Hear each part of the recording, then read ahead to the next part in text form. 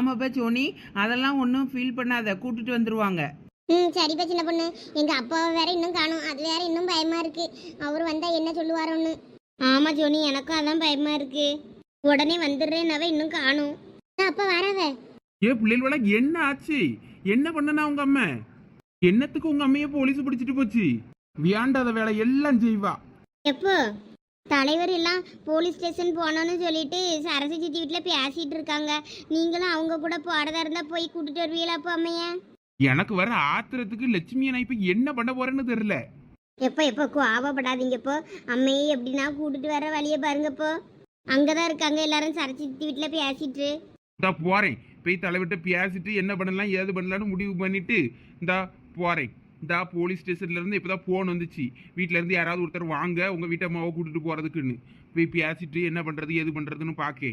நீங்க 2 பேரும் பத்திரமா இருங்க வீட்டுல. சரிப்போ. இவ்வளவு நாள என்னாலும் தலைவலிதாம்மா.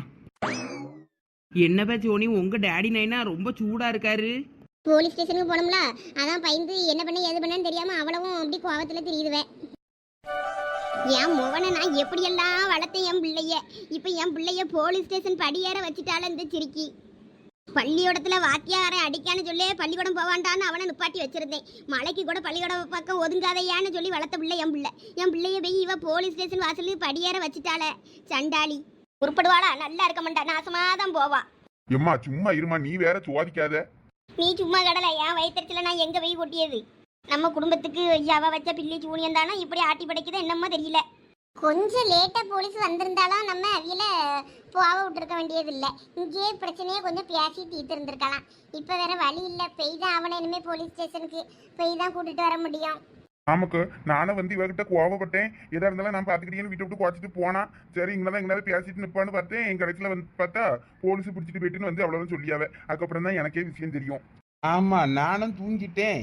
என் வீட்டம்மா தான் வந்து எழுப்பி கூட்டிட்டு வந்தா. அப்பையும் வர்றதுக்குள்ள போலீஸ் எல்லாம் ஜீப்ல ஏற்றி கூட்டிட்டு போயிட்டு. அதான் இவ்வளோ யாரு லட்சுமி பெரிய பொண்ணு என் தங்கச்சி எல்லாம் போயிருக்காள்ல, உமா அவ்வளோரம் போயிருக்காவ நாங்களாம் வருவோன்னு.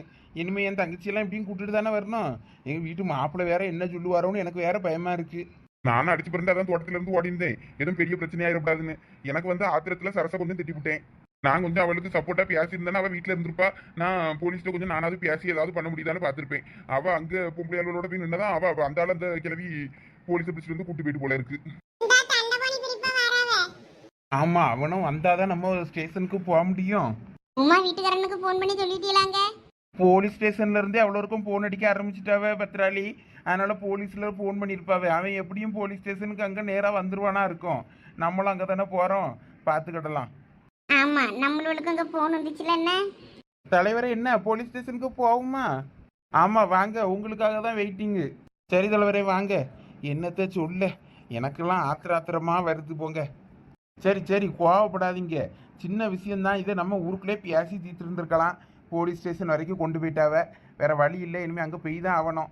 அங்கே போய் எதா இருந்தாலும் பார்த்துக்கிடுவோம் வாங்க. சரி தலைவரே. சரி வாங்க அவ்வளோரம். அப்போ அவ்வளோரம் வண்டியில் வந்துடுவியல்ல? என் மோவன் வேற ஊரில் இல்லை, அவன் வேற பெங்களூருக்கு போயிருக்கான். அவன் வேலை விஷயமா. அவன் இருந்தாலும் அவன் வச்சு கொஞ்சம் பேசலாம். இருந்தாலும் ஒன்றும் பிரச்சனை இல்லை, நான் பார்த்துக்கிடுறேன். நீங்கள் எல்லாரும் வண்டியில் வந்துடுங்க. நான் வேற கார் எடுத்துகிட்டு வரல. சரி தலைவரே, நான் பைக்லேயே வந்துடுறேன். சரி வாங்க போவோம். சரிம்மா, நான் போயிட்டு வந்துடுறேன். சரியா, பார்த்து போயிட்டு வா. பூமாரி, நீ எதுவும் அழுதுட்டு அடக்காத. உங்க அம்மையை நாங்க வரும்போது கூட்டிட்டு வந்துருவோம். சரி பெரியம்மா. எப்ப பார்த்தாலும் என் மருமகளுக்கு காணாதுன்னு பேர்ல இப்ப உங்க மருமவ பண்ணிருக்க காரியத்தை கேளும்.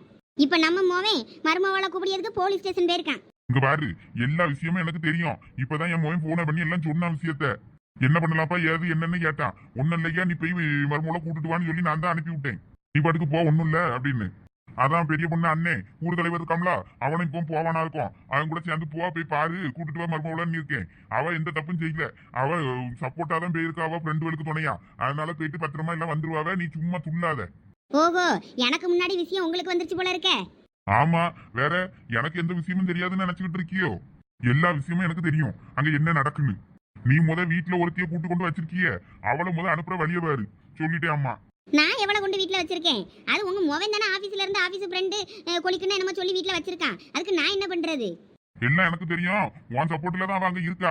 ஒழுங்கா அவளை அனுப்பிவிடிய வழிய பாரு. சொல்லிட்டே அம்மா, நீ என்ன மனசுல நினைச்சிட்டு இருக்கன்னு எனக்கு தெரியும். ஆமா எல்லாம் தெரியும் உங்களுக்கு. நான் எப்பயே இவளை அத்து விட்டுட்டு வேற கல்யாணம் பண்ணி வைப்போம் நம்ம மோனுக்கு என்ன கேட்கல நீங்க. கேட்காண்டேன்னு இவளையே பிடிச்சு தொங்கிட்டு இருக்கிய. அது வீட்டுக்கு அடங்க மாட்டேங்கு, ஊருக்கு அடங்க மாட்டேங்கு. இப்ப போலீஸ் ஸ்டேஷன்ல போய் நிக்கு. என்னத்த சொல்ல, மலமாடு கணங்க வளர்ந்துருக்க தவிர அறிவு கொஞ்சம் கூட கிடையாது இருக்கு. ஆமா ஆமா, அறிவு இருந்தா ஏன் உன் மோனை கட்டுறாவா? அவ விட்டு இடத்துல இருந்து நிலத்துல இருந்துகிட்டு அதுல இருந்து குறை சொல்லிக்கிட்டு இருக்காத நீ முத.